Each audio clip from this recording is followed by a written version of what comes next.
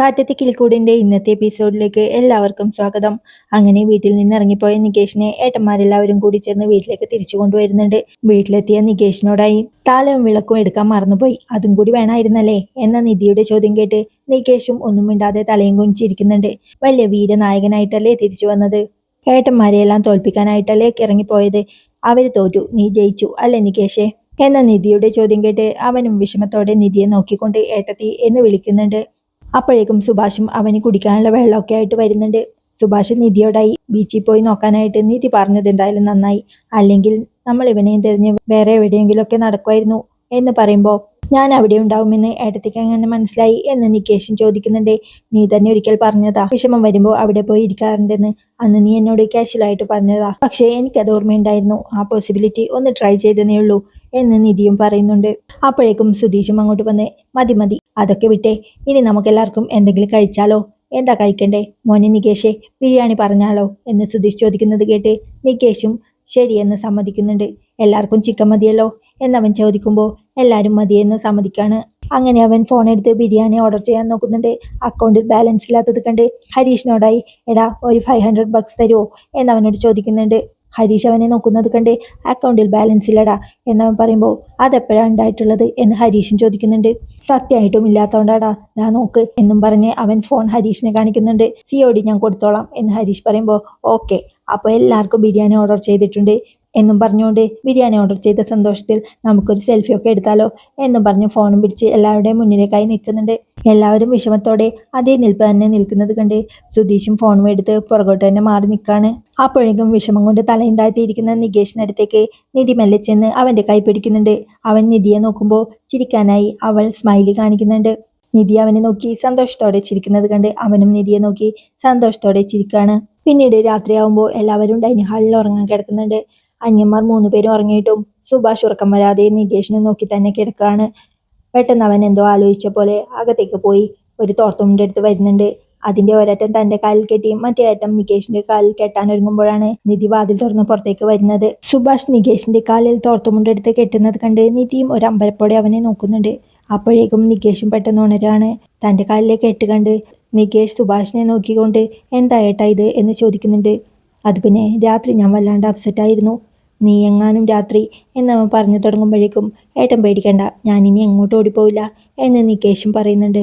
നിങ്ങൾ ഞാൻ ഒരുപാട് വിഷമിപ്പിച്ചില്ലേ, ഇനി ഞാൻ എന്തായാലും ഇവിടുന്ന് എങ്ങോട്ടും പോവില്ല, സോറി ഏട്ടാ, നിങ്ങളുടെ സ്നേഹം ഞാൻ ഒരു നിമിഷം മറന്നുപോയി എന്നവൻ പറയുമ്പോഴേക്കും സുഭാഷും അവനെ ചേർത്ത് പിടിക്കുന്നുണ്ട്.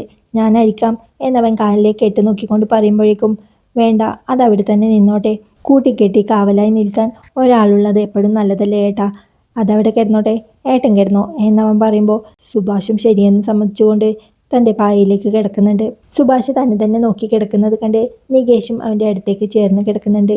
നിധിയും ആ കാഴ്ച കുറച്ചു സമയം നോക്കി നിന്നുകൊണ്ട് വാതിലടിച്ച് ഉറങ്ങാൻ കിടക്കാണ്. പിന്നീട് രാവിലെ ആകുമ്പോൾ നിധിയും നികേഷും അമ്പലത്തിൽ പോകുന്നുണ്ട്. അമ്പലത്തിലെ പ്രാർത്ഥനയൊക്കെ കഴിഞ്ഞ് അവരൊരു ആൽമര ചുവട്ടിലിരിക്കുകയാണ്.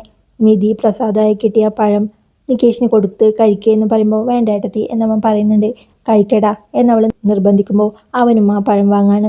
അവൻ്റെ മുഖത്തെ ടെൻഷൻ കണ്ട് എന്താടാ നീ ഇതുവരെ ഓക്കെ ആയില്ലേ എന്ന് നിധി ചോദിക്കുമ്പോൾ ആലോചിക്കുമ്പോൾ തന്നെ സങ്കടം സഹിക്കാൻ പറ്റുന്നില്ല ഏട്ടത്തി, ഇത്രയും കാലം ഏട്ടന്മാരൊക്കെ എൻ്റെ സ്വന്തമാണെന്നല്ലേ ഞാൻ കരുതിയത്, ഇപ്പോൾ പെട്ടെന്ന് അവരുടെ അമ്മയല്ല എൻ്റെ അമ്മ എന്ന് പറയുമ്പോൾ എനിക്കത് താങ്ങാൻ പറ്റുന്നില്ല ഏട്ടത്തി എന്നവൻ പറയുമ്പോൾ നിന്റെ അവസ്ഥ എനിക്ക് മനസ്സിലാവും, കുറെ കാലം സ്വന്തമാണെന്ന് കരുതിയതൊക്കെ പെട്ടെന്നല്ല എന്നറിയുമ്പോൾ അതിൻ്റെ വിഷമം എനിക്ക് 100% മനസ്സിലാവും. പക്ഷേ നീ അത് വേറൊരു തരത്തിൽ ആലോചിച്ചു നോക്കിയേ, നീ ഇപ്പോൾ മാത്രമാണ് ആ സത്യം മനസ്സിലാക്കിയത്, അവർക്ക് എത്രയോ നേരത്തെ അതറിയായിരുന്നു, എന്നിട്ടും എപ്പോഴെങ്കിലും അവർ നിന്നോടങ്ങനെ പെരുമാറിയിട്ടുണ്ടോ? നീ മറ്റൊരമ്മയുടെ മകനാണെന്ന് എന്തെങ്കിലും ഒരു വ്യത്യാസം അവർ കാണിച്ചിട്ടുണ്ടോ എന്നവൾ ചോദിക്കുമ്പോൾ ഇല്ലെന്ന് അവനും തലയാട്ടുന്നുണ്ട്. ഞാനിവിടെ വന്നിട്ട് 3 മാസമായി, ഇതിനിടയിൽ എത്രയോ തവണ ഹരീഷും സുധീഷും വഴക്കിട്ടിട്ടുണ്ട്, സുഭാഷ് ഏട്ടൻ അവരെ എത്രയോ തവണ വഴക്ക് പറഞ്ഞിട്ടുണ്ട്, പക്ഷേ ആരെങ്കിലും ഒരാൾ നിന്നോട് ഇതുവരെ വഴക്കിട്ടിട്ടുണ്ടോ? ഒരു വാക്കുപോലും നിനക്കെതിരെ അവിടെ ഒരാൾ പറയുന്നത് ഞാൻ ഇതുവരെ കേട്ടിട്ടില്ല, ആ വീട്ടിലെല്ലാവർക്കും നിന്നോട് അത്രയും സ്നേഹവും അടുപ്പവുമുണ്ട് എന്ന് നിധി പറയുന്നത് കേൾക്കുമ്പോൾ അത് തന്നെയായിട്ടെത്തി എനിക്കും സഹിക്കാൻ പറ്റാത്തത്, അവരുടെ സ്വന്തം അനിയനല്ല എന്നറിഞ്ഞിട്ടും അവരെന്തിനാ എന്നോട് ഇത്ര സ്നേഹം കാണിക്കുന്നത്?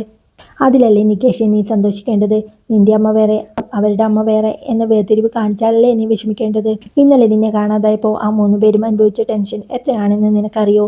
അവരുടെ വിഷമം നേരിൽ കണ്ടവളാ ഞാൻ. നിന്നെ ഒന്ന് കണ്ടപ്പോഴാ അവർക്കൊന്ന് ആശ്വാസമായത്. ഇങ്ങനെയുള്ള ചേട്ടന്മാരെ കിട്ടാനേ ഭാഗ്യം ചെയ്യണം നികേഷേ. നീ എൻ്റെ കാര്യം തന്നെ നോക്ക്. എനിക്കൊരു കുടുംബമുണ്ട്. അവരില്ലാതെ ഞാനില്ല, ഞാനില്ലാതെ അവരില്ല എന്നായിരുന്നു 3 മാസം മുമ്പ് വരെ ഞാൻ കരുതിയിരുന്നത്. എന്നാൽ ഇപ്പം അതൊക്കെ മാറിയില്ലേ. അവർക്കെന്നെ കാണുന്നതോ മിണ്ടുന്നതോ പോലും ഇഷ്ടമല്ല. ഇത്രയും കാലം എൻ്റേതാണെന്ന് കരുതിയ എൻ്റെ കുടുംബം എനിക്കിപ്പോൾ ഇല്ല. എന്നാൽ നീ അതൊന്ന് തിരിച്ചാലോചിച്ച് നോക്കിയേ. ഒരന്യ പെൺകുട്ടിയായിട്ടാണ് ഞാൻ നിങ്ങളുടെ വീട്ടിലേക്ക് കയറി വന്നത്. ഇപ്പോഴും നിങ്ങളും ഞാൻ തമ്മിലുള്ള ബന്ധം എന്താണെന്ന് ചോദിച്ചാൽ എനിക്കറിയില്ല. പക്ഷേ നിങ്ങൾ എന്നോട് എത്ര സ്നേഹത്തോടെയാണ് പെരുമാറിയത്, എത്ര കരുതലോടെയാണ് എന്നെ കണ്ടത്. ഇപ്പോഴും അതേ സ്നേഹം നിങ്ങൾ എന്നോട് കാണിക്കുന്നില്ലേ? ഞാനൊന്ന് വീട് വിട്ടിറങ്ങി പോവാണെന്ന് പറഞ്ഞപ്പോൾ നിനക്കുണ്ടായ സങ്കടം ഞാൻ നേരിട്ട് കണ്ടതാ. അതിൻ്റെ കാരണം എന്താ? പരസ്പരം സ്നേഹിക്കാൻ പറ്റുന്നതിന് രക്തബന്ധത്തിൻ്റെയോ സ്നേഹബന്ധത്തിൻ്റെയോ ഒരു കെട്ടുറപ്പും വേണ്ട നികേഷേ. സ്നേഹത്തിന് മുന്നിൽ എൻ്റേത് നിൻ്റേത് എന്നൊന്നുമില്ല. ആര് നമ്മളെ സ്നേഹിക്കുന്നു അവരെ തിരിച്ച് നമ്മൾ സ്നേഹിക്കുക. അതിൽ കൂടുതലൊന്നും ഈ ജീവിതത്തിൽ ആഗ്രഹിക്കേണ്ടതില്ല നികേഷേ. നിനക്ക് ഞാൻ പറഞ്ഞത് മനസ്സിലായോ എന്നവൾ ചോദിക്കുമ്പോൾ മനസ്സിലായി എന്നവനും പറയുന്നുണ്ട്. എന്നാൽ ഇനി എപ്പോഴത്തെയും പോലെ സന്തോഷത്തോടെ ഇരിക്കണം. സന്തോഷിക്കാൻ എത്രയോ കാരണങ്ങളുണ്ട്. സങ്കടപ്പെടാൻ ഒരു കാരണമില്ലാന്ന് അപ്പോൾ നിനക്ക് മനസ്സിലാവും എന്നവൾ പറയുന്നത് കേട്ട് അവനും ചിരിയോടെ അത് സമ്മതിക്കുന്നുണ്ട്. അവിടെ വീട്ടിൽ സുഭാഷ് പണിക്കാരെ ഫോൺ ചെയ്ത് അന്ന് ചെയ്യേണ്ട ജോലികളെക്കുറിച്ചൊക്കെ പറഞ്ഞു കൊടുക്കുന്നുണ്ട്. അപ്പോഴാണ് സുധീഷ് അവൻ്റെ അടുത്തേക്ക് വരുന്നത്.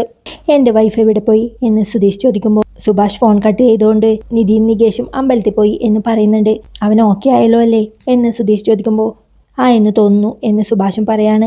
എൻ്റെ വൈഫുള്ളത് കൊണ്ടേ അത്തരം കാര്യങ്ങളിലൊക്കെ ഒരു ശ്രദ്ധയുണ്ടെന്ന് തോന്നുന്നു അല്ലേ സുഭാഷ് ഏട്ടാ എന്ന് സുധീഷ് ചോദിക്കുന്നത് കേട്ട് എടാ നീ എന്താടാ രാവിലെ തന്നെ എൻ്റെ വൈഫ് എന്നൊക്കെ പറഞ്ഞു നടക്കുന്നത് എന്ന് സുഭാഷ് ചോദിക്കുമ്പോൾ അല്ല അവളുള്ളപ്പോൾ ഇങ്ങനെയൊന്നും പറയാൻ പറ്റില്ലല്ലോ, ഇല്ലാത്തപ്പോഴല്ലേ ഇങ്ങനെ ഫ്രീ ആയിട്ട് സംസാരിക്കാൻ പറ്റൂ എന്നവനും പറയുന്നുണ്ട്. അപ്പോഴേക്കും സുഭാഷ് ഏട്ടാ എന്ന് വിളിച്ച് നിധി നികേഷും അങ്ങോട്ട് വരുന്നുണ്ട്. സുഭാഷിന് നിധി പ്രസാദം കൊടുക്കുമ്പോഴേക്കും മാഡത്തിനൊരു ഹാപ്പി ന്യൂസ് ഉണ്ട് കേട്ടോ എന്ന് സുധീഷും പറയാണ്. എന്ത് ഹാപ്പി ന്യൂസ് എന്നവൾ ചോദിക്കുന്നത് കേട്ട് ഇയാളുടെ ഡിഗ്രി സർട്ടിഫിക്കറ്റ് നമ്മൾ ഇന്ന് കൈപ്പറ്റാൻ പോകുന്നു എന്ന് സുധീഷും പറയുന്നുണ്ട്. അവളത് കേട്ട് വിശ്വസിക്കാനാവാതെ അവനെ തന്നെ നോക്കുകയാണ്. സത്യമാണോ? അതിന് കുറച്ച് സമയം എടുക്കുമെന്ന് അവർ പറഞ്ഞതല്ലേ എന്ന് നിധി അമ്പരപ്പോടെ ചോദിക്കുമ്പോൾ മാക്സിമം 2 വീക്സ് അതിനു മുന്നേ കിട്ടാൻ ട്രൈ ചെയ്യാമെന്ന് അവർ പറഞ്ഞിരുന്നതല്ലേ.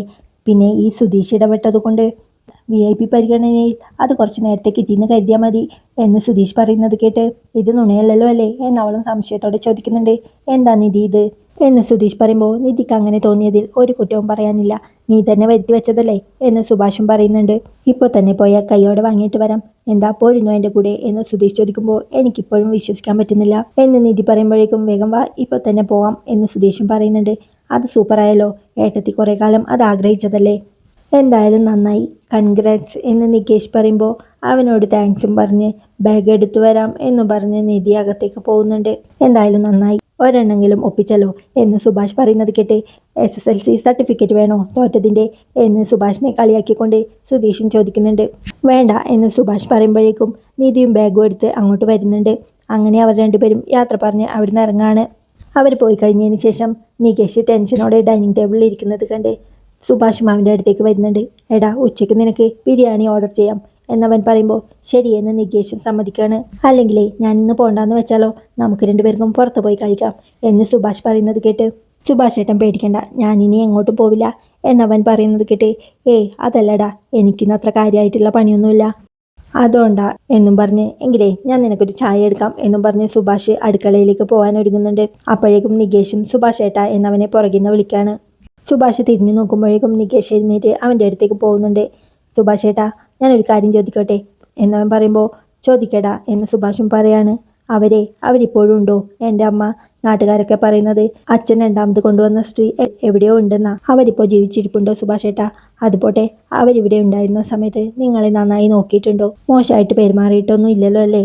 അമ്മ വന്ന സമയത്ത് നിങ്ങൾക്ക് അമ്മയോട് ദേഷ്യം ഉണ്ടായിരുന്നോ എന്നവൻ ചോദിക്കുമ്പോൾ ഇല്ലെന്ന് സുഭാഷും പറയുന്നുണ്ട്. ഉണ്ടായി കാണും. ആദ്യമൊക്കെ നിങ്ങൾക്ക് എന്നോടും ആ ദേഷ്യം ഉണ്ടായിട്ടുണ്ടാവുമല്ലേ? എപ്പോൾ മുതലാ പിന്നെ ഞാൻ നിങ്ങളുടെ സ്വന്തമാണെന്ന് നിങ്ങൾക്ക് തോന്നി തുടങ്ങിയത് എന്നൊക്കെ അവൻ ചോദിക്കുമ്പോൾ സുഭാഷും അവൻ്റെ അരികിലേക്ക് ചെല്ലുന്നുണ്ട്.